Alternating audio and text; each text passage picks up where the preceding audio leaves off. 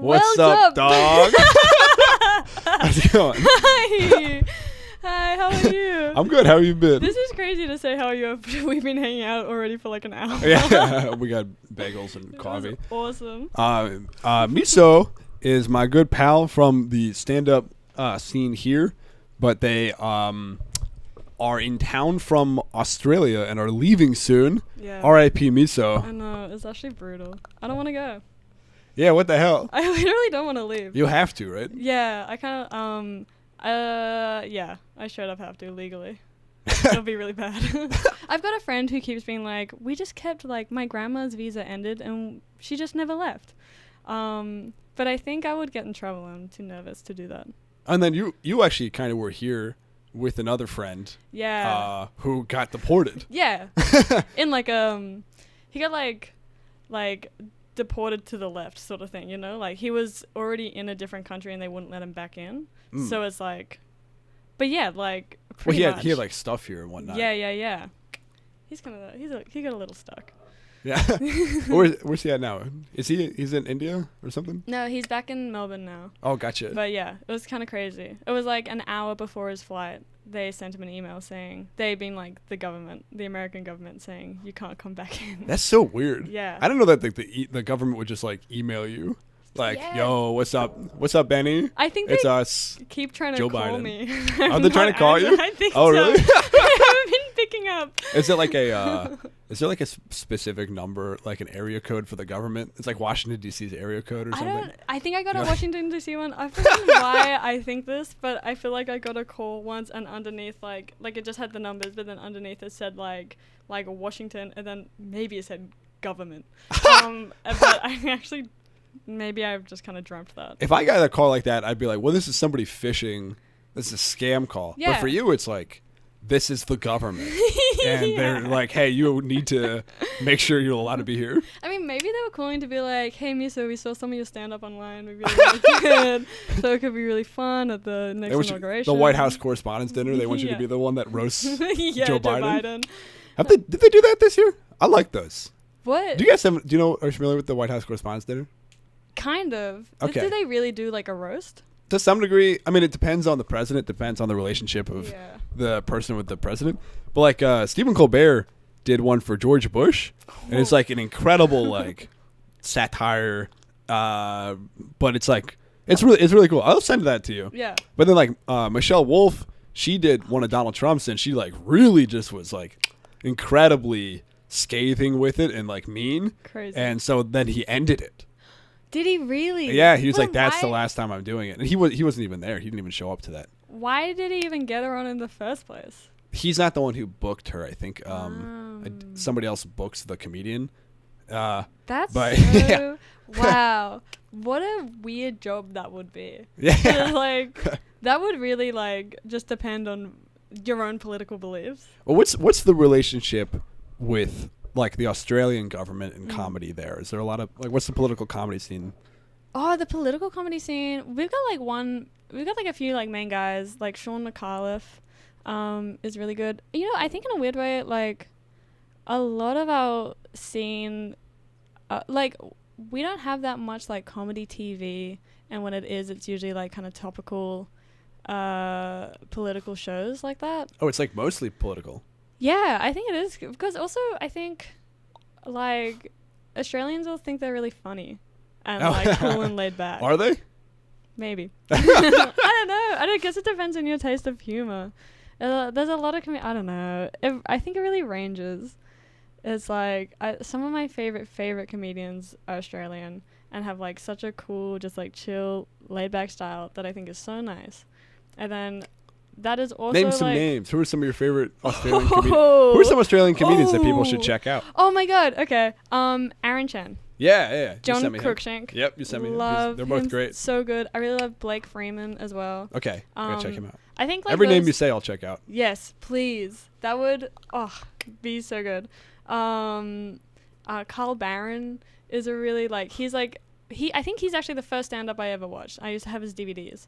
And he's just, like, really fun. Like, he's kind of just, like, a smartass. And he's just, like, fun, observational stuff. He's great. That's cool. I really love, like, Michelle Brazer. She does a lot of stuff with like Auntie Donna, if you've ever heard of them. No. They're like a sketch group. They're really funny. I love like Emma Holland and Frankie McNair, and and there is someone just bubbling around on the top. Oh, Sam Campbell. And I met Sam. You met Sam? Yeah, he's a great guy. So cool. McDonald's comedy. Yes. Yeah, that guy's really funny. He's crazy. I love him so much. I think there's like so much really cool, fun, and like experimental, exciting stuff in the Australian like comedy scene. But it's also so frustrating because then like a lot of our really popular stuff are people like, I don't know if you've ever heard of like Dave Hughes or like Jim Jeffries. Yeah, I mean, I do know Jim Jeffries. Yeah. Do you not like Jim Jeffries? I'm not crazy about Jim Jeffries. Sure, that makes sense. Yeah. He is sort of like a rant style. Yeah, I mean, I see that. His most famous bit that I am thinking of is his like anti-gun one. Yes. Which is, yeah. But I do see, I guess he is he's not doing like alt stuff or like yeah exactly. Yeah. I think that's just the thing is that I definitely lean more towards like alt comedy or like character stuff. But I think the mainstream Australia taste is more just like mainstream stuff, which right. that adds up, and you know, totally reasonable. You know is Australia? Oh sure, but is Australian comedy there? Is it? It's a weird question, but is American comedy as big as Australian comedy, or is Australian comedy bigger in Australia? It's like like I don't know how hegemonic our cultural export is. Oh, it's capital H hegemonic. Is it? People yeah. I feel like America's like such the like touchstone of like comedy. Okay. Like I guess this is how I'd put it. It'd be like Carl Barron, right? Who's like a big Australian stand-up comedian. He sold out like maybe 3 or 4 nights at like the MCG, which is our huge stadium in Melbourne. Madison Square Garden. Yeah, in exactly. Melbourne. is it just Melbourne Square Garden? I swear to God, if it's just Melbourne. I honestly, I could not tell you. I just say the letters. I just know the letters. I spit them out. So like he sold out Sydney Opera House. Yeah. Do comedians ever do that? Yeah. Really? For real. Oh, interesting. Okay. I think I saw like the Umbilical Brothers there. The Umbilical Brothers. Oh, they're actually awesome. Okay. They're so cool. They do like mime, but oh yeah. And so it'd be like they do all the sound effects. It sounds, I used to be kind of embarrassed that I like them so much because to describe them, it's kind of kitschy. It's kind of corny. It's like one person's like doing mime and the other person's like making sounds like sounds and stuff like that. But it's honestly like truly genius. They have this one bit where they put they find like a tiny like microscopic person on the ground and they're following this person around with the microphone, and then the little person runs up the guy's leg, so they're like using the microphone to like show where the person is show where the person is on the other guy's body, and so he's doing that with the microphone, and then the other one of them is like off stage making all the sound effects, so he's like doing the voice and stuff. He's like, yeah, literally, I'm in your hair. Like literally, that kind of thing. That's fun. It's so much fun, and it was like it's so goofy and like nice and just like. That's a genius bit. I like that a lot. That's so funny. Awesome, and they do all their shows are just them doing essentially that sort of stuff. Shit, fuck. There was another mime comedian I saw that I think was Australian. Tom something. Yes, Tom Walker. Yeah. So I watched his special. That was great. Oh, I still haven't watched his special. Is like mime big in? I guess, you know what, now you say it, I guess it is. Like, I think Australia had, like, a really big, like, clowning thing. I don't know. I know my parents were into clowning. I know there's a big, like, clowning revival in the 70s and 80s. There's a clowning revival happening right now in New York. A lot of people are into clowning. Yeah. I think it's getting big again. Which is interesting. Yeah. I don't. Like yeah, I don't. I mean, I think I like comedy. And it's like if you're funny, if you do clowning and it's funny, then I'm into it. But if you're doing like if you're just like juggling, I'm like, that's not funny. You know what I mean? I'm like, please do a joke now. You know what I mean? But you're juggling punchline. Yeah. But like mime stuff could be very funny if you're just doing like improv scene work solo essentially, which could be like be good. Yeah. So crazy. I mean, I feel like I've seen some really crazy clowning too. Like when I was in Edinburgh, I saw this show that was You went to the Fringe Fest? Yeah. Oh, cool. So I Okay. I legally have to say I volunteered. Because I was not being paid. Sure. I saw this show though while I was there. It was called like Mealtime or something, and it was basically like this clown went through breakfast, lunch, and dinner, and they would do all these things like you know, they would like pour a bunch of Kellogg's cereal on them, and then like. That's wasteful food-wise. I know. Well, and they did it every night for 2 weeks. As long as they scooped it all back up again and used the same box, which I doubt they did. I have no clue.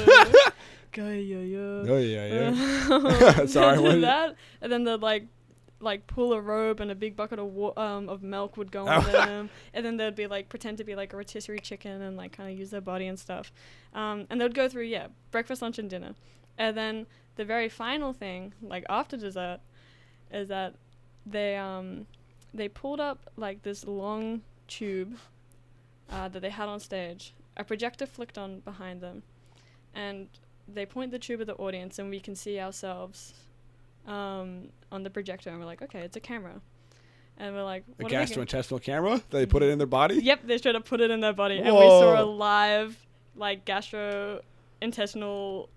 Oh my god! I wouldn't know what it's called, That's but like amazing. into their stomach. Like you saw their stomach and shit for real, and they're like on stage putting it down their throat like like the classic sword trick, but a gastrointestinal camera. That's so cool. That's so true. They should have tied like. Do they have anything in there, like a little note that says "Hi"? They should have like had a little hook that like got out a bunch of handkerchiefs after or something. Oh my god. It was like that was truly crazy. It was like I didn't laugh that whole time. Were they looking at the camera or were they just doing it? They were just like truly gunning it. I think they were looking at us. Oh my god. Yeah. Like looking at it's fucking amazing. Wild.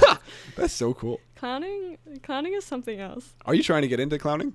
I don't think so. I think I did like some improv stuff with some friends a little while ago, and one of them was like, what you did just then was clowning.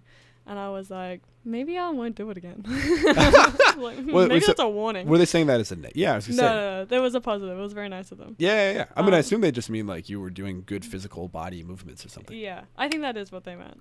I don't know why clowning has such like a weird connotation in my mind though. It's something. I think because it's not just doing physical comedy, which if it was just doing physical comedy, I feel like people would be into it more. But there's like secondary elements where I feel like there's a lot of like bullshit old ideas that are inside of it that are like there's 6 types of comedic figures. Yes. There's the Baroque jester, and you're like, shut the fuck up. That's obviously not true. Like sure, that's a genre type, but what? Well, yeah, I mean that's a real, and like those like 6 little figures are so creepy. Yeah, you know? What are the 6 figures? You know? I don't know. And you know what I'm talking about. You know that's like actually a thing. Yeah, the commedia latte. Yeah. And there it's like you can be the old fool, or you can be the miserly business owner. And it's like, what do you like? Just be yourself. Just believe in yourself. Yeah, and I think if we were to detach, if reformed clowning should detach itself from some of these nonsense crap from the past, and just go, all right. If you antagonize the crowd in specific ways, it can be funny. You know what I mean? Yeah. Yeah. Because it's like, why? Because those like figures are meant to be reflections of the crowd in some way. No, because just because the antagonizing the crowd is another part of it. But I feel like I'd have to look into clown. I'm gonna look. You know what? I'm gonna study clowning just so that because it keeps coming up, and it's just like because people are studying it and like mentioning stuff to me, and I'm like, well, that part is cool, but that part seems like nonsense. I want to know, what is this antagonizing element? That sounds crazy. Like, I'm not entirely like sure. Audience participation? Yeah, but definitely, but from an angle of like aggression. Yeah, they're like, if you're being a clown, you're not necessarily being like a stand-up comedian is in theory having a conversation to some degree, or like being more likable. Not actually a conversation, but conversationalist, whereas like a clown can be on stage and have the audience dislike their character or persona. Yeah. And have it still be a good show. Yeah. Like not even like an anti-hero. Yeah, like truly just antagonist. Whoa. Yeah. A clown could be an antagonist on stage. That is so interesting. Yeah. Kind of like WWE. Yeah. That is clowning. That is clowning. Yeah, for sure. Oh my god. Some of those, yeah. Wow, that's an interesting. Every day, someone says something about WWE that just makes me go, I love it more. Like, do you watch it? Or you? I didn't even I haven't watched that much of it. I did go to Madison Square Gardens and I saw, Logan Paul. Oh, wrestle? Yeah. Wait, who did he fight? He fought, I don't know who his name was, but he was wearing pink. And it was like another like YouTube person or some shit, or like a. I think he was like a WWE guy. Oh shit! Did he fight Conor McGregor? He was called Mr. Awesome. I think something like so stupid. Did Logan Paul get his ass beat? Yeah. Oh my god! And everyone. Well, that was an MMA fight, wasn't that an? No. He's He's WWE? in WWE now. Logan Paul's in WWE. Yeah, I think his brother does No. MMA. No. That's real. so funny. It was crazy, and like I went with my friend Tyler. Oh, Jake Paul. Yeah, Gotcha. Jake Paul does MMA, I think. I went with my friend Tyler. We both love WWE, but we haven't been like we're not like diehard fans. Like we've just like kind of dabbled, and like I feel like WWE is one of those things that I watch. And I actually don't think I can watch it a lot because it gets me like too excited. Like I won't sleep. Like I'm like, especially like the Royal Rumbles when they're bringing out people like every 3 minutes. Yeah. I'm like, I'm up it's here. It's just intro. Yes. It is like the Vine. Come here, Stone Cold. So cool.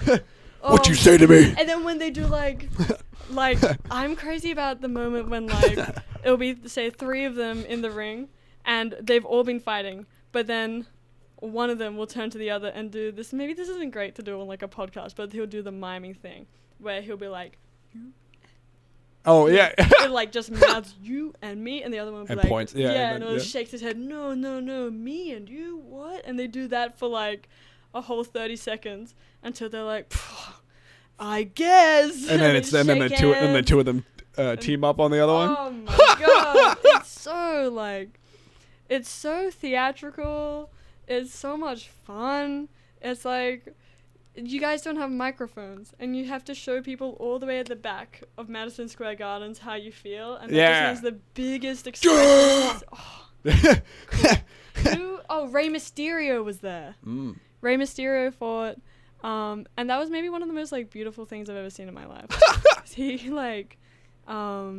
got up, it was his 20th anniversary of being in WWE, and he got, maybe even longer. I think it was 20 years though. No, it would have been longer. He started in the 90s. Sure. Sorry. He was like, made this really beautiful speech being like, when I first started in WWE, like I was one of the few like non-white people, and that was really difficult, but because of the support from you guys, from my fans, from everyone here, I was able to come here and make a difference and show everyone that I'm strong. And it was like... That's beautiful. It was genuinely so beautiful, and everyone in the crowd started chanting, "You deserve it." Oh, that's awesome. It was awesome. Also... The chants are amazing. Chants are so good. It's like out of nowhere, it'll be like an incredible chant. Yeah. Like, they'll be like, you deserve it. You deserve, that you know is what I mean? like yeah, so beautiful. many syllables for a chant. Yeah. Like that's a genuine sentiment. And it had like 1,000 people. We respect you. Yeah, literally. Oh my god. Best night of my life. We support you unconditionally. We support you. Thank you so much. Oh, so beautiful. Were you ever into WWE? Yeah, a little bit. I had some friends in college who watched it very regularly. So I watched during the time when Seth Rollins betrayed his brothers in the Shield. And I guess part of the thing, I don't want to get too in the weeds with it because I don't want to lose people, but there's some words and stuff that I think are great. And I haven't kept up, but the words I really like, the idea of like being a baby face or being a heel, and the idea of what's a heel? The bad guys. Oh. And so yeah, like in like the industry, just to catch everybody up, and also Miso maybe. Yeah. They're like help me. It's like they'll have like heroes in the sense of like like everybody's kind of a good guy or a bad guy or positioned in different ways. Yeah. And like you can turn babyface, I guess To be honest, I'm actually not 100% sure on these terms because I haven't kept up. Yeah. But from what I recall, heel is a bad guy. Babyface is maybe somebody who's new / a good guy. There might be a different word for somebody. Maybe heroes. I don't entirely know. Maybe something is like a word for if you're generally a good guy. Like John Cena is like, he's permanently a good guy. Yeah. But then you'll have people who like they're turning heel. You know what I mean? And so it's just protagonists and antagonists. Yeah. But the idea of shifting them in different ways is cool. Yeah. Well, there's a nice, like, I don't know. Maybe there's something sort of appealing about like a form of like, I want to say media, but I'm gonna say theater. That like theater that is like in this way is like never ending. Like the characters always have room to shift their narratives like that by the fact that it's all about this one action. Like it's always about getting in the ring and fighting, but it's like that action can have any emotion layered on top. Yeah, that's beautiful. That's so cool of them. Yeah. And then the fight and then the action is cool too. Like they'll do like good like tricks and shit. Watching Rey Mysterio fight was like crazy because he like swings through all the different like all the ropes and stuff, like uses the space like really creatively, uses like each other's bodies really creatively. I don't know, it's like it's genuinely like I think one of the most innovative sports. Yeah, it is so cool. It's cool that we got onto it from like concept of modern miming and clowning. Yeah, like that is like, you know what I mean? Well, I think it's like because it's like gymnastics, it's theater, it's camp. Yeah, it's so campy as hell. Oh my god, I went back and I watched some of like the really early stuff, and that is like the queerest thing I've ever seen. It's like because they're not quite like the sport hasn't evolved into like the really like hyper theatrics that it is now. Like at the beginning it is more like kind of like tussling wrestling, but that means that then whenever they're about to do a trick they go a little bit slower with it, so it'll be like one guy grabbing another dude by the waist and his leg, and then you can just see him whisper into the other one's ear like, is this okay? And it's like that's so intimate. You can see them ask for consent before they like slam their head into the floor. Yeah. It's like so like loving and like the most sensual touch I've ever seen. It's awesome. Are there other examples of modern camp mime or clown? Like the closest thing I'm thinking of in my head would be sort of Jackie Chan style action.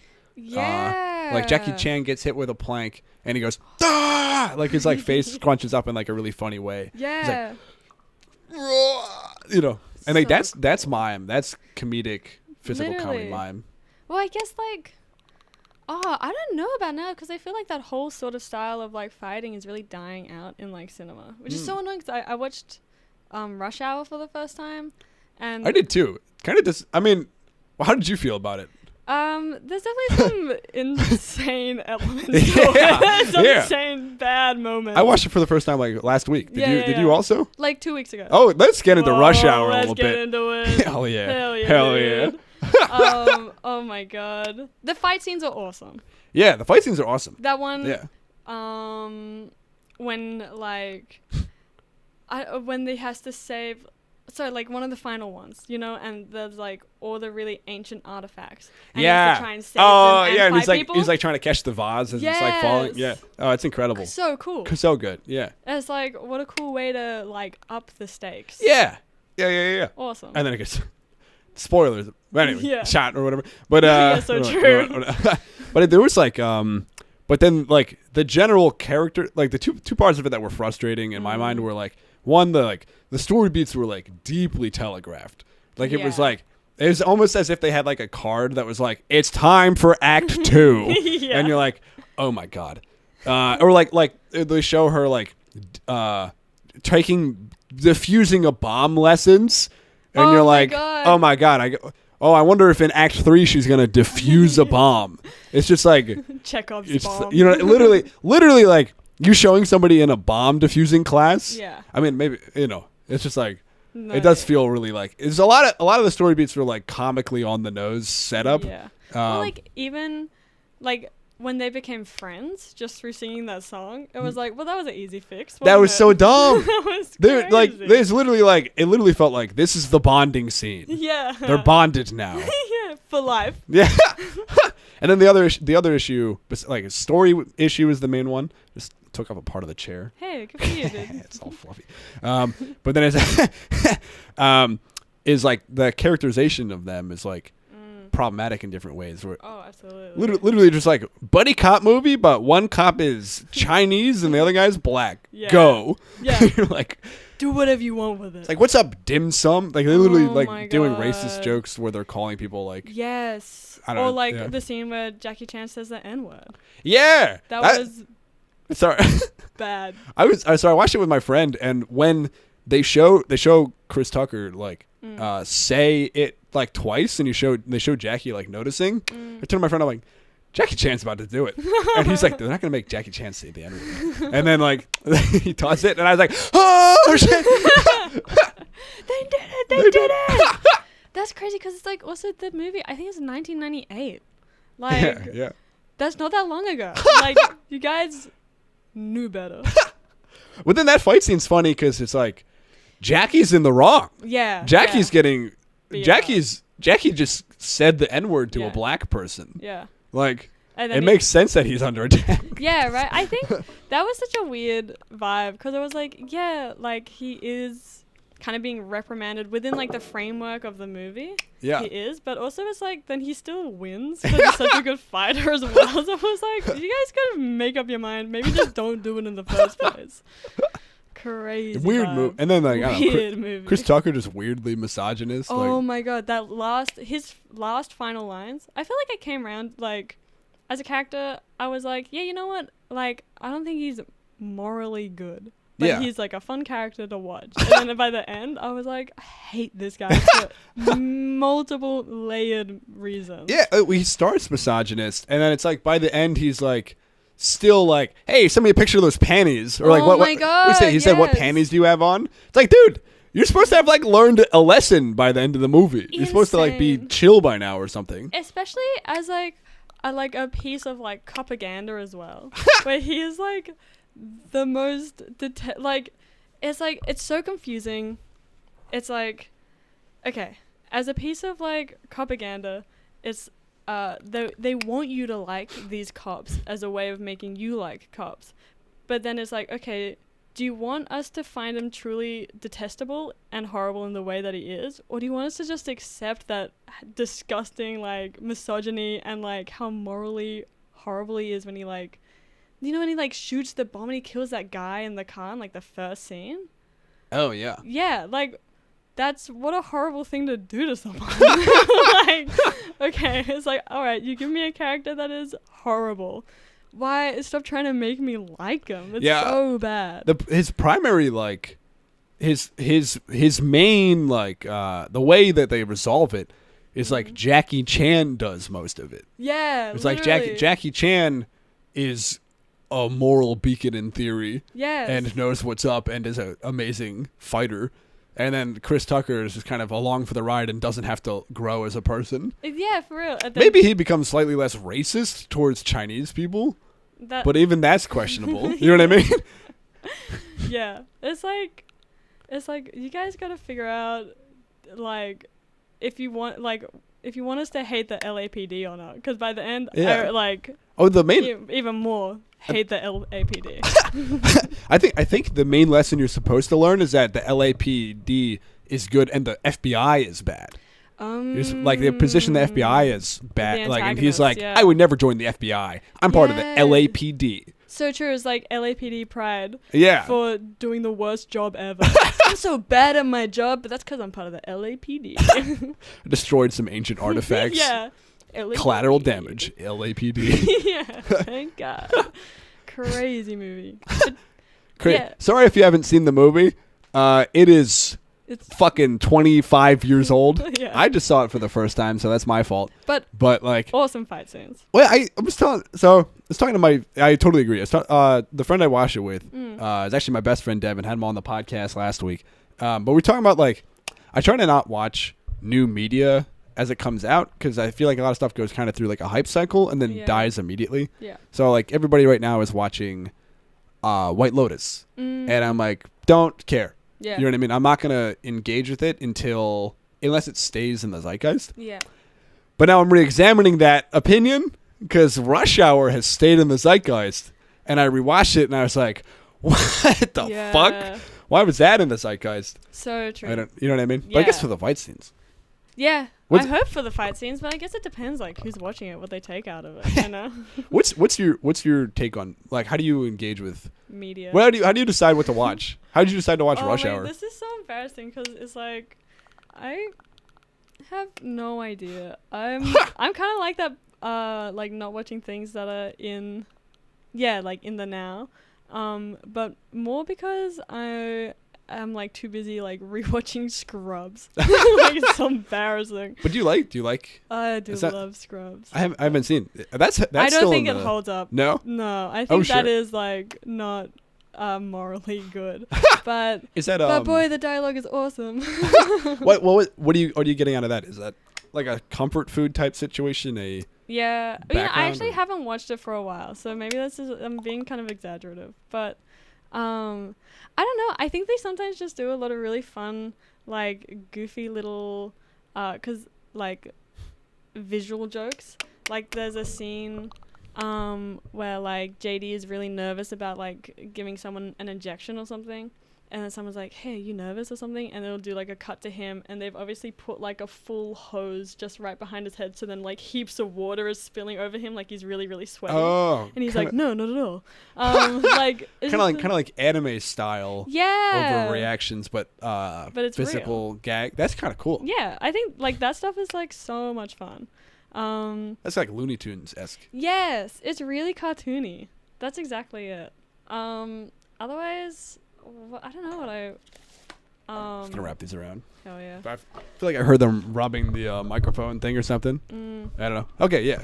I only just started watching Euphoria. Oh, sure. That's a show I'll probably never watch just because, like, I'm not gonna watch a show about horny 17-year-old girls. Yeah. That's not seem correct for me. I didn't think I would. I didn't think I would either. But is it good? It's actually really good. Okay. And I was like, damn it, the people were right. this is kind of awesome. I don't know how I decide to watch stuff. Is it like well written or is it interesting plot? Like, what's the vibe? I think it's well written. You know what? Maybe this is like all just speaking to how much like the internet has like ruined my brain a bit, where it's just like it's fast paced. I think I just watch like anything that like has lots of cuts like goes between lots of different scenes. Just like quick dialogue and like cutting quickly, and then it's like, ooh, new information immediately. I love when information happens quickly. Just like it's a TikTok, but it's a TV show. Oh, and it goes for an hour. Oh, it's perfect. It's like I'm trying to think of like I don't know. So, something that what's still in the culture from like 20 years ago that's still good. You know what I mean? The Sopranos, for example. You know what I mean? Oh, true. Well, I can think of like some Arrested Development is still in the culture. You know what I mean? Yeah, that's pretty good. That's yeah. If you see a meme and you're like, okay, that show is 10 years old, I'm gonna check out that show now because I see memes about it enough. Yeah. SpongeBob.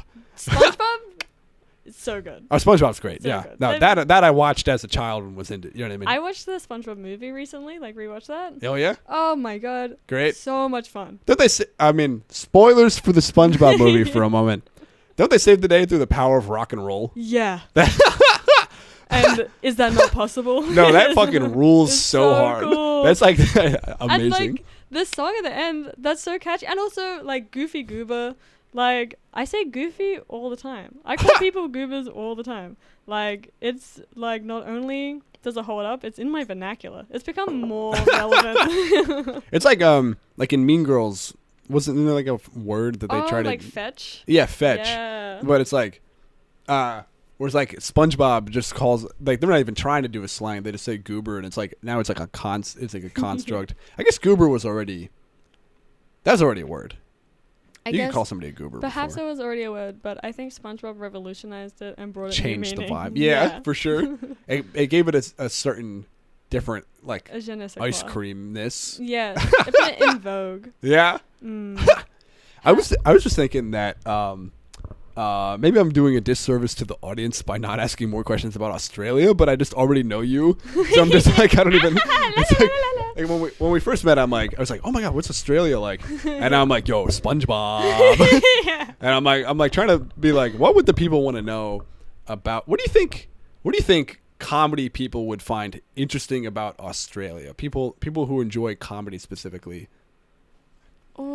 Just jumping hard to the. Well, actually, that's how we ended up talking about all the mime stuff. True. Because I do think mime is was specifically kind big of there. Big there, yeah. Yeah.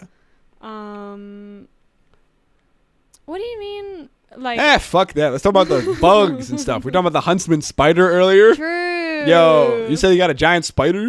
Yeah, we can talk about the bug. Talk about the flora and fauna. I don't think I've had like one friend here who hasn't at some point asked me, what's like the most dangerous animal you've seen? Or like that's the biggest bug. And And may you please answer that? I don't. I'm like on the edge of my seat. You gotta tell me, dude. And yeah, I gotta know. Well, I don't know, because it's like I live in the city. I don't see that many So animals. man, the answer is man. There's It's actually people descended from British. Yeah. It's my family. Penal colony. Penal colony. Are you I guess you're a descendant of the penal colony. Yeah. People. Or are you a different wave of immigration? I think I'm a different wave of immigration, but still an intruder on stolen land. So. Oh yeah. Yeah. So, kind of sad. Yeah, the land acknowledgement thing is seems to be a much bigger idea in Australia. Yeah. Than it is here. Why do you think that is? Is that because they never seeded it, or what's the situation? Well, yeah, I don't know, because I was talking about this with a friend the other day. They seeded this shit here. Yeah. They said 40 beads. Whoo. Yeah. Dumbass, you can't own land. And we're like, no, we can own land. Yeah, watch us. So crazy. Yeah. I would like to acknowledge that this land is traditionally Dutch. Sorry. No, what is this? Lenape land or Manhattan tribe? I'm from Lenape area. Yeah. Outside of Pennsylvania. That was like instilled in us. They had we That's saw a lot of cool. it, which is pretty cool. That's really cool. But yeah. Sorry, what land are you from? I grew up in Sydney, and that is Gadigal land of the Eora Nation, and then I live in Melbourne at the moment, and that's the belongs to the Wurundjeri people of the Kulin Nation. Yeah, I don't know. I've only seen one acknowledgement of country in New York, and that was like hidden in the corner of a gallery. Oh. And I was like, cute. But I don't know. Like, I think it's really interesting, because I think it is really important, and I think like it's a really good way like of knowing whose land you're on, and I think it's a step towards like reparations and stuff. But at the same time, like Australia does it a lot, but we're the only country that doesn't have a treaty with our Indigenous peoples. That's it. So you like legally, from a certain legal perspective, still their land. It's like they have never. There's no treaty that's ever been signed that's like, this is Indigenous. This is owned by the colonizers from some fake perspective. Yeah. Whereas here, there's been a series of broken lies and promises and treaties that in like a weird cycle where I don't know, but at least there's like pieces of paper that we can go no, you know what I mean, which kind of sucks. But yeah, I don't know. It's like it's kind of weird, because it's like I don't know, what's the point of like acknowledgement of country if it's only acknowledging and not stepping towards like an actual treaty or actual reparations? Do you think it is stepping towards that? I think it's in the way that like language can create realities, it does. You know what I mean? Like in the same way that like renaming places or like returning names to the original name places. I actually really like that. Honestly, I never considered it from that angle, and it's like now I could see starting to do land acknowledgements here being a reasonable step towards reparations for for Native Americans, but I'm not entirely sure. I'm gonna look into that more. Yeah. I like that concept though. I think it is like really cool, and like I have a friend who before like every performance and things like that will do a land acknowledgement, and they'll take it as an opportunity to also learn about whatever is happening on country. Like the last time I saw them, they talked about how I'm sorry, happening on country. Oh yeah, so that's like I guess that's like what land is referred to. Oh, gotcha. Okay. Yeah, as country. But that'll be like certain smaller areas. Gotcha. Yeah, and they were talking about like how the eels that were in the Yarra River, which is the river that runs through Melbourne, were all like during colonization, like the first invasions and stuff were like pushed out, and no one really knew where they went for ages, but they've recently refound them in like the sewers and like living kind of throughout like Melbourne, but just in these kind of secret. Wait, the native population lives in the sewers? No, sorry, this is the eels. Oh, the eels. Yeah. Oh, I was like, what are you talking about? Yeah. I was like blown away for a moment. Yeah, sorry.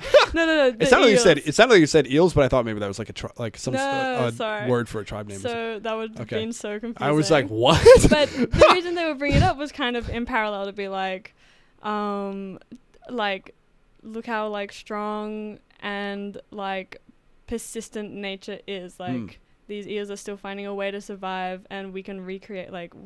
And maybe even they were returning to the Yarra as well or something. Oh, gotcha. They lived in... Okay. Yeah. And it was like... so this is part of the land acknowledgement, that there is still ways we can create change, and change is happening. So nice. Like, okay. I don't know. It's acknowledging the land that you're on and the people whose land it belongs to. And also just taking a time to like literally think about what is happening where you are. Here's a thought. What if when you do a land acknowledgement, part of the second step, part of the second line is like, we do this acknowledgement as a step towards reparations, as so people go, oh, that's why you're doing it. Yeah. Do you know what I mean? Yeah, I feel like that'd be a smart move. That's cool. Because I think people kind of cynically see land acknowledgements and they go, cool. You know what I mean? Like, what are you gonna do about? You know what I mean? It feels performative, and it's like, I mean, it's like, here's the reason. Yeah. You know what I mean? Well, I definitely would never be like, it's not performative. I mean, it's like when a corporation is like, thanks for hanging out with us on Pride. You know, like, yeah. Depends on who is saying it. Yeah. Depends on who is modern saying mime. It. Modern clowning and mime is when TD Bank does kink at Pride. And power to them. And thank God. It's modern mime because they have a ball gag in. Yeah, they can't say anything, so they have to do big body gestures. Yeah. They're so sexy for that. Yeah. Land acknowledgement at the top of a porn video.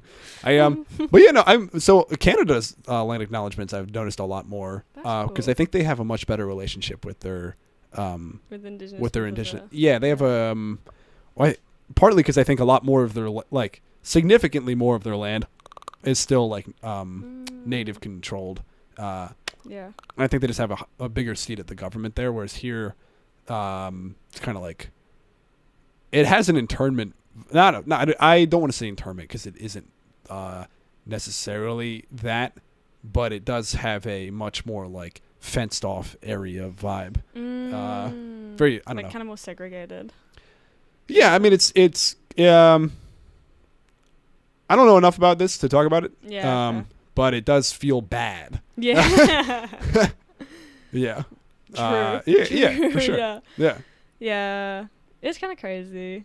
I mean, yeah, Australia is definitely like, I don't think Australia is like very like far ahead in any form of progression when it comes to like indigenous rights or anything like that. So I don't know, acknowledgement of country is like, I think, one good thing that is happening, but it's like one thing out of the so many things that we're actually meant to be doing. Yeah. You know, it's like, actually maybe just give the land back. You guys ever think about that? It's crazy. Reparations seems like, because like you can't fundamentally giving Melbourne back. Like what does that look like? What does that look like when there's skyscrapers and people?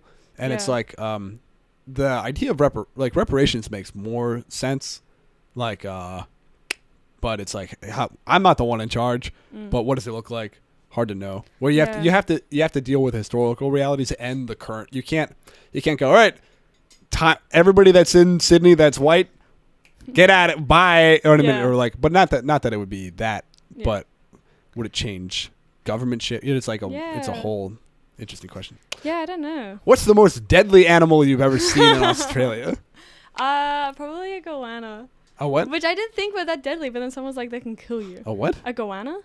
Don't know what that is. They're like these giant lizards. They're like 1.5 meters long, and they have talons that are so big they can climb up trees. Cool. They're actually sick. Where'd you see it? I have such a vivid memory of seeing it, but I have no idea where I was. I was like on some sort of like school trip, but it wasn't a school trip. It kind of sounds like I'm describing a dream.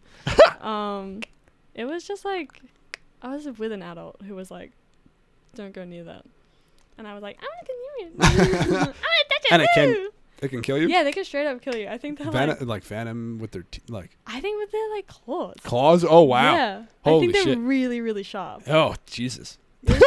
Freaky. I never even heard of it. Australia's got so many fucking cool ass scary animals that there's like a huge lizard. Never even heard of it. Yeah. There's like a huge deadly lizard. Genuinely awesome. Do you see kangaroos a lot? Again, just, like, I'm common? in the city. Oh, if you go further out. I was gonna say, because I lived in Philly, and we had deer, and I wasn't sure if kangaroos would still be able to come into like if you have like a park or something that's like you know what I mean? Yeah, I think so. I think it's kind of like I think they're the deer of Australia. Yeah, for sure. Do you have deer? I don't think so. We have them in zoos. You have deer in zoos? Yeah. I went to the Melbourne Zoo recently, and there were kangaroo in there anyway. So it was like, you guys gotta figure yourself out. So, but you have seen plenty of kangaroo then, I assume? Yeah, I guess I've seen a few. You've seen a few? I had a dream the other night that I had a dream the other night because it's like in Australia there's kangaroo and then there's also wallabies. Yeah, they're in the trees and shit, right? No. No? What am I thinking of? I don't know. Koala? Yeah, maybe you're thinking of koalas. Yeah. But wallabies are like little kangaroos. They're like half the size. Gotcha. And in my dream, I was like, wow, Australia is so cool. We have kangaroos and then we have little kangaroos, wallabies. So cool that we also have that for koalas. And then in my dream, there were like these really tiny smaller koalas. And they would wrap around your finger. It was awesome. That's awesome. Coolest dream ever, dude. You should have wear been one there. like an alive like an alive ring or something. Yeah, exactly. They're just like sleeping. You can like yeah. Awesome stuff. That's so cool. What's the best dream you've ever had? Huh. I really like when something that have you ever like kind of been maybe a little sad or depressed or something, or just like felt like the vibes are off in your life for a moment? Yeah. Then you go like you dream and you have like just some like really vivid, amazing dream. Yeah. And you wake up, you're like, oh my God, like such different like mental states and realities are possible. Yes. And like I mean not cliche, but just like kind of weird generic concept, but there's this sort of like really awesome water park in my mind. Yeah. That I like sometimes am at. Yes. And I don't you, like return to. And I just sometimes go down like I'm just sometimes at this cool water park. That is so cool. And there's other associated concepts like there's like some sort of like indoor sea world that is like a mix between like is like a big like tree aesthetic, like kind of an indoor petting zoo not indoor petting zoo, indoor it's hard to describe. Yeah. I don't know. What do you mean it's hard to describe a dream? What do you mean about? But I guess the point is I love when it really grips you with some unique aesthetic and vibe. Especially I like when it's semi nostalgic. I like when it's like, oh, I remember being at a place like that and how it felt and how it like seemed like. Do you ever go back, like when you go back to those places in your dreams, have memories from other dreams? Yeah. Yes. Yeah. Yeah. I don't know about at the time, but if I wake up and I remember it, I'm like, I've done that before. I've been in a similar situation in a dream. You don't remember it while you're dreaming? Or do you just feel the vibe? No, because it's usually so different than the real. Like, it's not like a real place. It's like a sort of like the water park I go to in my dreams is nothing like a water park I've ever been to. Yeah, it's like a really massive slide. There's sort of like this indoor component, and I don't know what I like about it so much. It's just like I'm like in water. Yeah. I'm just vibing out. I don't know. Yeah. There's some it's truly a vibe. Yeah. You know what I mean? Yeah. It's the atmosphere. The atmosphere of these locations that then the flavors of them. Yeah. I used to have a dream before I came to New York. I had a dream of a city that was kind of like very like it was like a Blade Runner city. So it was all up high in towers. And you would get to everywhere by going through the fire escape. You would never touch the ground. It was always just like a sky city sort of thing. And I think I had a dream. And that was in my mind like some sort of New York. And I went to like a speakeasy. And then I had another film dream noir. Yeah. Blade Runner film, like neon noir. Yeah. Exactly. And then like a few weeks before I came to New York, I had that dream again, and I was like running around trying to find the bar that I'd been to before because I was like, I know I've been here. You're trying to get back to that feeling of that or that place and moment. Yeah. Literally. And it's like those places, they're so vivid that I tried to draw it once, but it's like you can't because it's like it's a vibe. It's all about the atmosphere. Yeah. I'm like the feeling is about running down stairs and going through corridors, but you can't draw that as a whole city.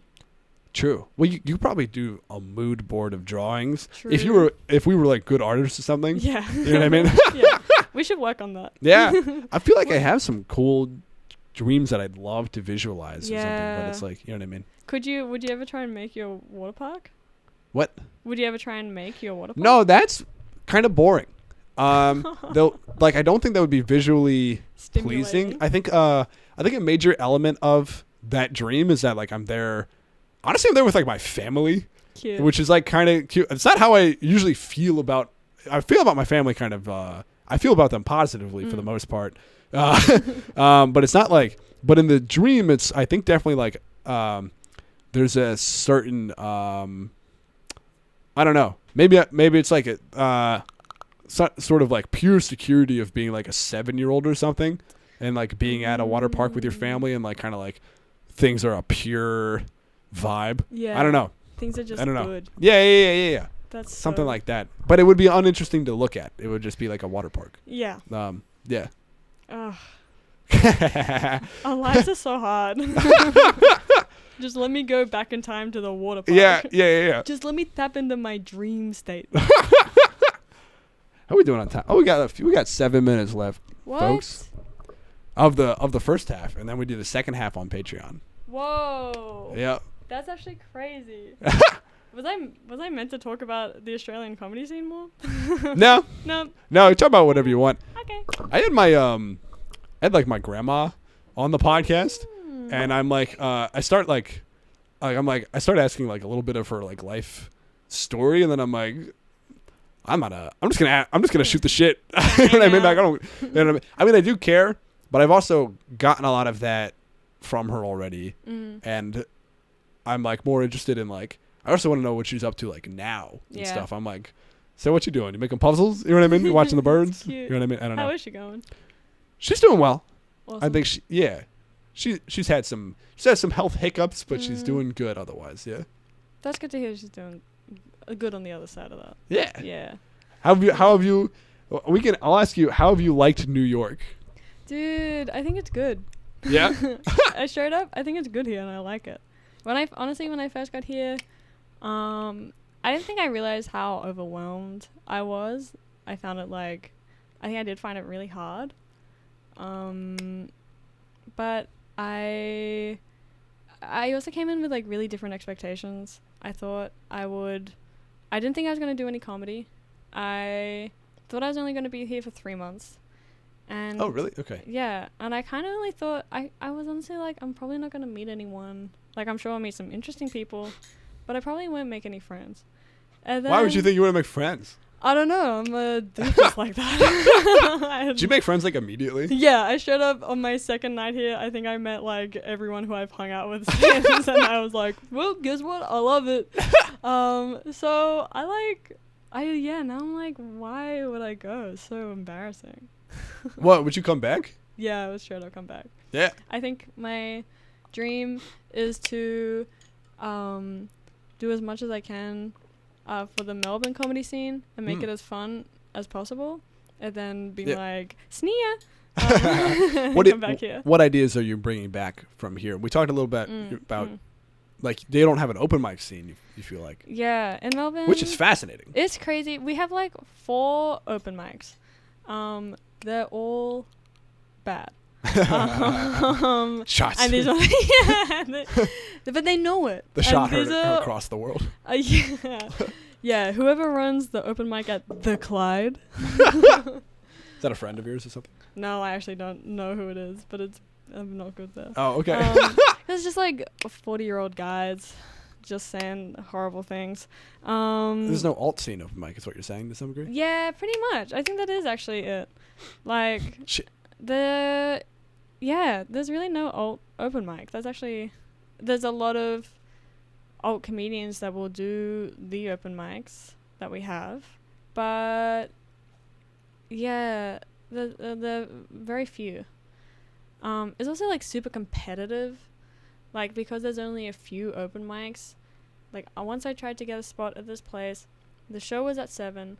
They opened up the mic list at 5:30. People got there at 4. Wow. Yeah. That's too early. And then they'd hang around until like 10 p.m. until when the show finished, you know? Like, that's your whole evening. Yeah. Like, that's not worth Well, you it. do want people to hang out till the end of the mic, but you don't want them there 4 hours or 3 hours early. Yeah. Literally. It's like it was a bad system. It's like, do it online.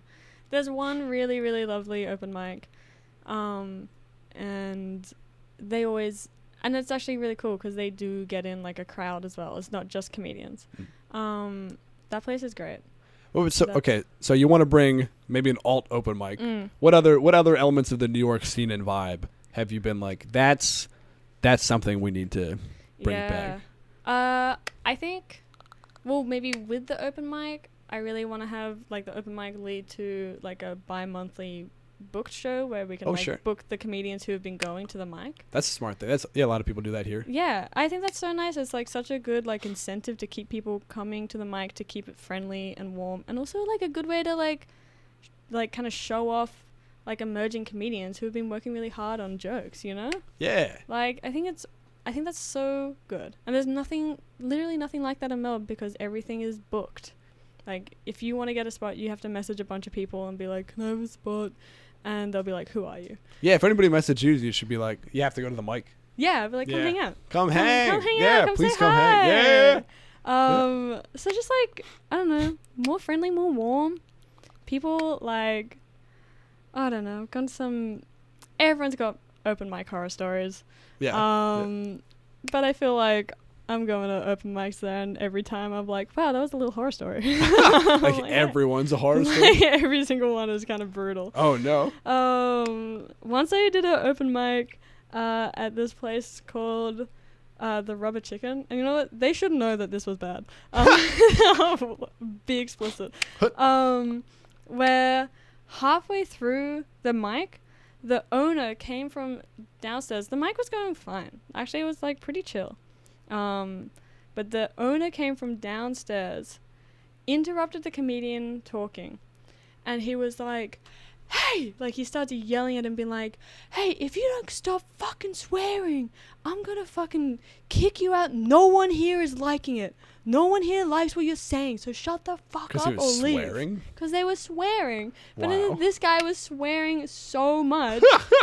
And someone from the audience was even like, "Hey, we actually don't mind." But it was like, and he like pointed to the audience member and he was like, "No, they should know better." And then he left, and it was like, That's so weird. It was so weird and made everyone feel like infantilized, like a child, like you were back in school. Like you're not allowed to see somebody curse or something. Yeah. It was like, it really felt like it had been told off. It was terrible. So that's like, make it a better space. Yeah, I just want a nicer space. And it's great. like just hone a kindness in the scene. Please. Please be nice. Miso, do you have anything to plug? Your Twitter? show. Oh yeah, Miso's on my show I'm doing this Sunday, 8:30 at Brooklyn Comedy Collective at Eris Bar. Live Forever, It's gonna be December so 11th. Awesome. It's gonna be great. Miso's doing 5 minutes. It's our filmed show. Yeah. Last one of the year. Also, if anyone comes to Melbourne, I'm doing 2 shows. I'm doing a double bill with my friend Christina Schmidt, who is genuinely the funniest comedian in Melbourne. That's who I was thinking of before, but she doesn't have anything online. Tell her to post. I will. Oh my god, she's so awesome. Start a taped show in Melbourne. That's actually so true. That's the whole idea of my show. Is the people need tapes. I was like, oh, my funniest friends aren't online. Yeah. We gotta change that. Yeah, I want them on the grid. I need them on the grid, dude. Stat. In the algorithm. Yeah. I've got that, and then I've also got another show called Make Good, where we people can bring items and we improve them to death. Is that in Melbourne? That's in Melbourne as well. But yeah, if anybody's listening from Melbourne, literally come to Melbourne. Come to Melbourne. Come to Melbourne. This is fun. Actually, truly, if you are over in Australia, Yeah. now you know one comedian to check out at least. If not, Google this up. Now pause the video, go back to the beginning when they said a bunch of those other comedians and watch them. Literally do it right now. Do it right now. Because I will know. I'll probably, if you're from Melbourne and you're listening, I probably straight up know you. And I can tell you, I will send it to you. I'll send you those names directly. Okay, I'm making sure I say all the correct stuff at the end now, so I have a little list. Okay, part 2's on Patreon. That's where all the bonus eps are. It's only $4 a month. You fucking know. Also leave a review if you listen to this on Spotify or Apple or whatever. I'm doing the like and subscribe bullshit now. So I'm like, I feel like if you say it, people are like, oh, I should actually. Yeah. You know what I mean? It puts the image in their mind. You're kind of manifesting. I'm manifesting a bunch of 3-star reviews. Yeah, nice. Comedian won't stop having Tourette's. And the other, maybe I don't know if I want to plug this. All right, well I do. Okay, there's a subreddit called r/butterfly hive. That's the name of the Patreon's also like but then Patreon's Benny Feldman's podcast, but I'm trying to call my fans the Butterfly Hive. That's so beautiful. Fucking stupid. Thanks. Appreciate it. Everyone who isn't in the hive yet is cocooning. Yeah. And soon they will be. Soon they will emerge. Yeah, if you're not in the hive, you're a cat. As you're joining the hive, you're in a cocoon. Yeah. Or if you watch the free apps, you're in a cocoon. Yeah. If you're a random person, you're a squishable caterpillar. Yeah, exactly. Don't like. But if you want to become a beautiful butterfly, either join the Reddit and the Patreon or whatever. All right, that's all I got. Follow Miso on social media. What's your @? Wet_dog DAWG_breath. Wet dog breath on social media. Thank you. Bye. Bye.